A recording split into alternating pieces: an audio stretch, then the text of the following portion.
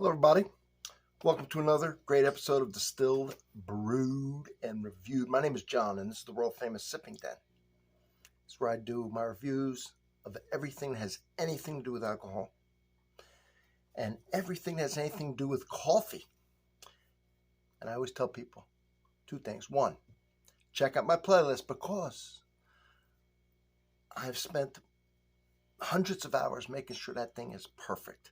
That I have everything categorized and subcategorized to make it easy for you to find everything and interesting and fascinating when you read those headings of the different playlists. Also, the first comment of every video I do is pinned and has a link to the playlist that pertains to what I'm reviewing. In this case, it's going to be Early Times. I just have a little tiny thing that I was given by Eric Toller. He's given me a lot of stuff for this channel. I think this one's actually from the 80s. It's kind of a dusty, still Early Times. However, Early Times used to be owned by Brown-Forman. Now it is owned by Sazerac. It used to be made in Louisville, what they call Shively. It's a part of Louisville. It is 80 proof. It is not a bourbon. A lot of times it'll be sold with the bourbon, but what it is not finished in brand new oak charred barrels, which is the requirement for bourbon. I think some of it is a certain percentage, but a certain percentage is not. It's put in barrels that have already been used. Price varies, say $11.99 for $7.50, $16.99 for $1.75, depending on where you are. Very inexpensive. 79% corn, 11% rye, 10% malted barley. It is a bourbon mash bill. It is not a bourbon. It is aged for 3 years when they blend these bourbons and non-bourbons. The age is about 3 years. Company was formed in 1860. Let's just see if it's any good for the price. See if it is any good for the price. Because if it's garbage, you can't drink it. Doesn't matter if it's free. But if it's not bad, then we're going to find out here in a second. Let's look at the color. Now, you can color this. I'm not saying they did, but you can. Because it is not bourbon. Bourbon you cannot color. American whiskey or Kentucky whiskey, whatever the hell they're naming this, you can color. Did they color it? I don't know. So they can though. And if you can, whatever.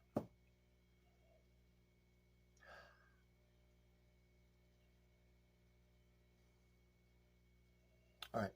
So it has a distinct non-smell of wood.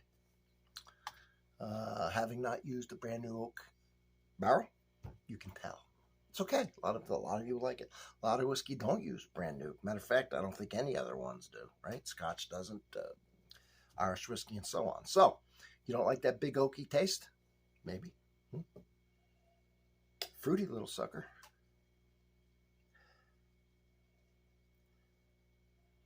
It's got a sweetness to it. Smell. It's got a fruit smell. A little cocoa. Even a little cinnamon. So it's got an okay smell. Not real strong, not powerful, but subtle, but there nonetheless. Let's give this bad boy a taste, huh?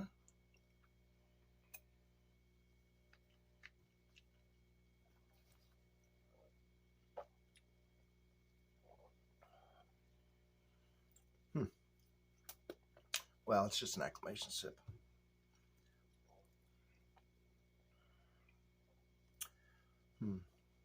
All right. I'm surprised about something. We'll talk about it in a minute.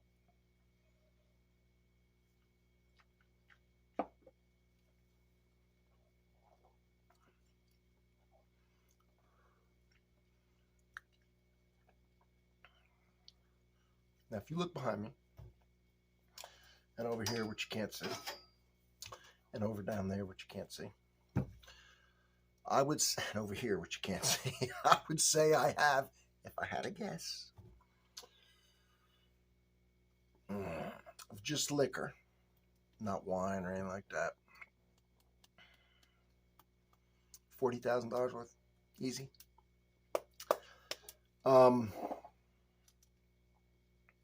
So I've had top to the bottom. But I could do everything fairly for what it is. Right? I'm not going to judge us against some of these bourbons or anything like that, because it's not a bourbon. It's just an inexpensive American whiskey with a bourbon mash bill.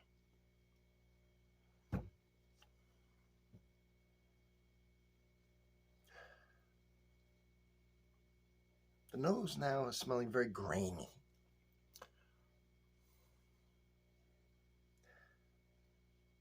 But there's still some underlying niceties to it. The reason I was surprised by tasting, I'm going to do it one more time.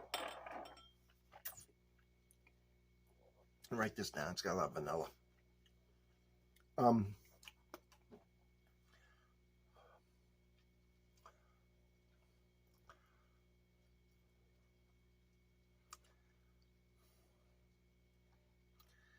It's got a little bit of a harsh finish, and what I mean by that is it's a bitter tannin, even though there's not a lot of oak in here, and tannin comes from oak. A lot of that, one of the places it comes from is the wood. It's very bitter. Told you about the nose and the front of it. The front of it's sweet. The back, though, the aftertaste is not. I don't like it. It's too bitter.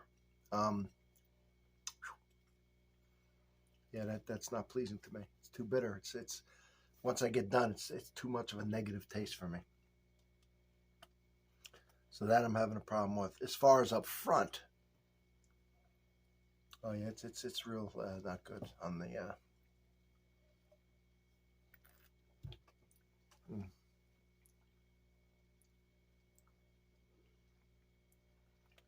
It's like man.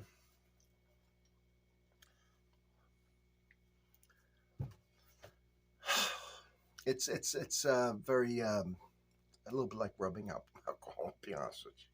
Very harsh for 80 proof. I've had them way higher that were smoother. Didn't have as much burn, as much rubbing alcohol, bitter aftertaste. The smell's not bad. Smells not bad. It's grainy. It's got vanilla in it a little bit. A little sweetness immediately on the top. Really bad very terrible aftertaste. For me, I don't need, because I know there's people like, and there's no, and for you it is good, because there's no wrong answer. If you like it, you like it. I'm not crazy about, it is $11.99 now. What about in Coke? It might do a good job in Coke. It might bring out a little bit of flavor, and then that Coke, that sugar and everything might hide some of that bitterness on the end. It might be a great mixer. I don't know. By itself, I don't like it. It's stinging and burning way more than 80. It doesn't have any complexity. It has no real depth of flavor, which complexity. It turns very bitter and just bad aftertaste. I mean, right now, it's just a terrible taste that I got. So I'm not a fan of early times. I understand, maybe you acquire a taste for that or you ignore it. That's fine. You want a whiskey for mixing? I don't know. I guess this might be right. I don't know. If you can taste any of this through a mixer. If funds are what they are, they're what they are. All right? So they're what they are.